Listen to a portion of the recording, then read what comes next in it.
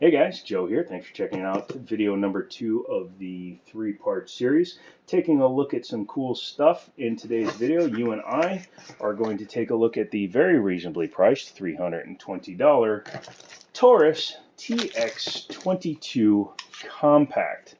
Chambered in 22 long rifle. This one ought to be a pretty good one, so make sure to grab your popcorn, tell all the kids what you are so that they will leave you alone.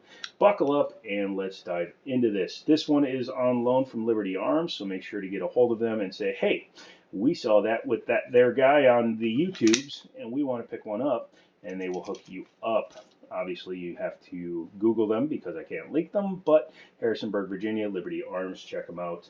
Tell them I sent you. In the box, this gun comes with 2 magazines, which is nice. You get your threaded barrel adapter, as well as the speed loader that they love to throw in there. I think they just have extra plastic when they're done making the guns, but, you know, whatever.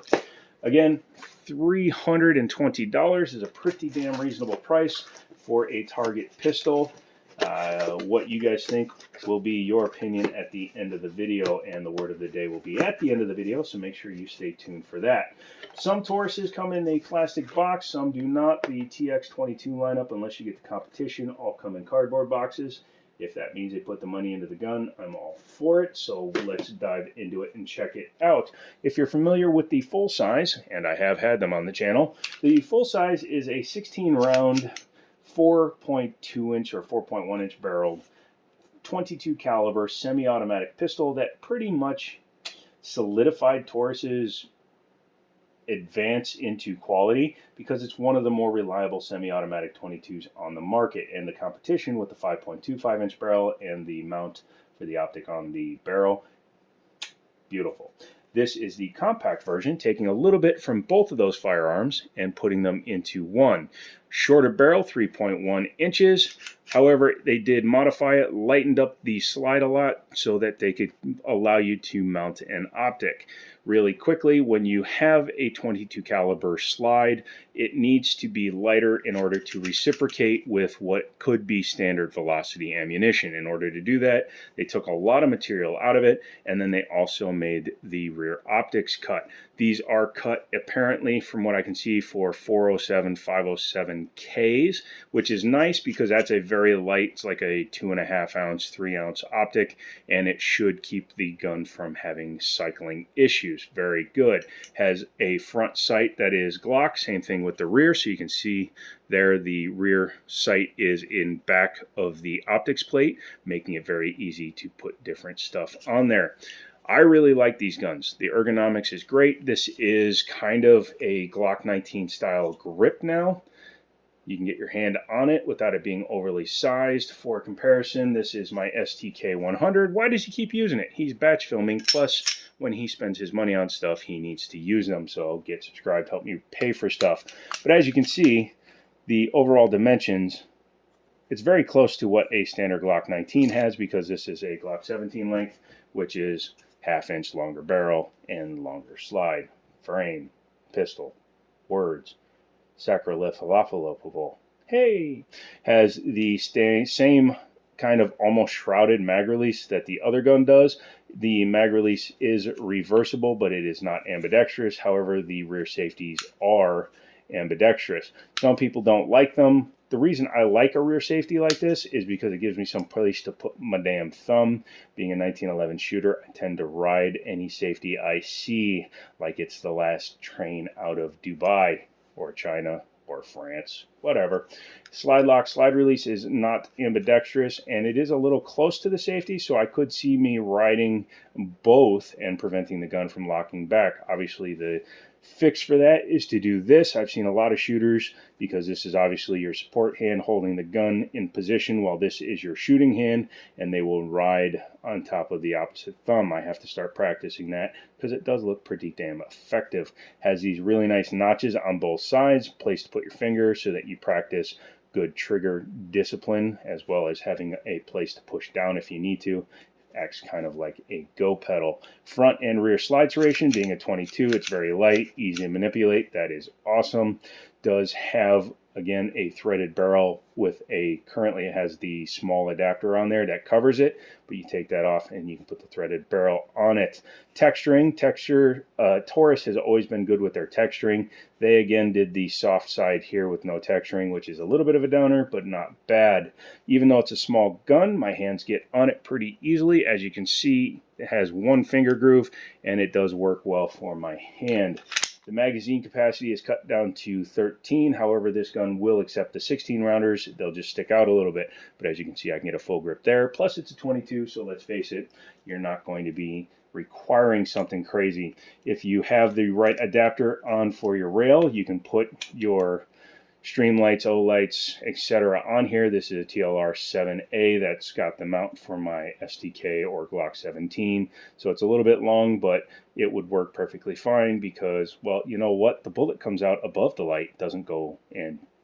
So, anywho, very, very convenient to have. However, I don't know if I'd ever recommend using one of these for home defense, and you don't really need weight down there for recoil mitigation, but it does look pretty cool.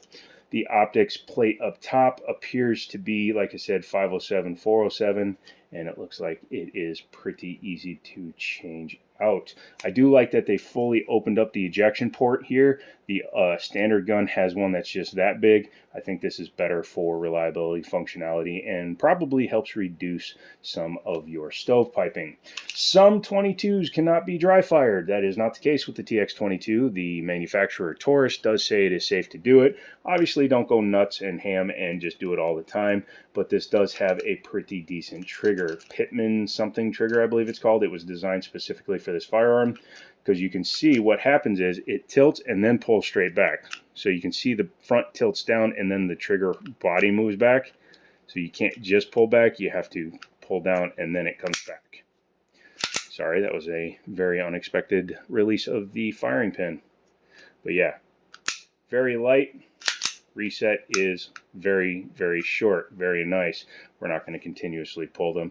Although one downside to a gun like this is that you do have to pull the trigger to disassemble it. So, wah. So I think we're at that point. Let's go ahead and check it again. Obviously nothing in it. So then you pull back, drop your two tabs, come forward, pull your trigger. Yeah. Haha. There you go. And then you pull straight up and off. Unlike the Umarex built guns or even the SIG P322, this is not a fixed barrel. It has a big aluminum block there, and your fire control group down here in the slide or frame area has a double nested spring, but it is quite softly sprung, so very easy to run the gun, and it doesn't get jammed up very easily unless you're running really crappy ammo.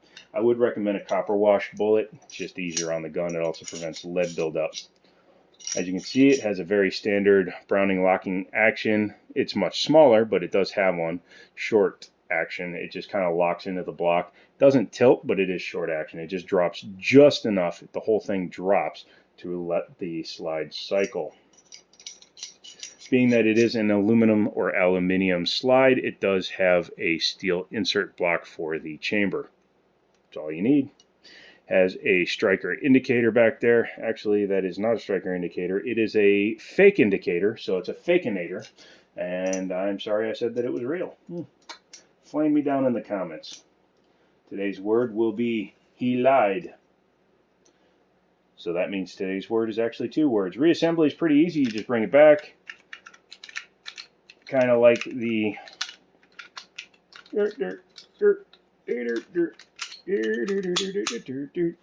the last gun we looked at. You have to set it down, drop it over the rear block, and then you can see we are back in function. That is the Taurus TX 22 Compact in 22 long rifle. What do you guys think about it? Do you, like me, think they should make a 22 Magnum, which would be pretty impressive? Or do you think they should just stay with the 22 long rifle game like they have been? Let me know your comments down below. If you have any other comments or you want to become a member, help me buy guns like this for the channel so that we can keep a stack of them here on the side and just bring them out whenever we want. Love to see you guys do that. We will work on giveaways, stuff like that once we grow the channel. Other than that, I'm out of here. I got one more gun to film, and then I have to skedaddle to the bedaddle, and then go to sleep-a-daddle, and get up in the morning-daddle, and go to work-a-daddle. Just put daddle as the word of the day. Let me know you saw it, and come back for the Walther WMP. Love you guys, and as always, I'll talk to you later.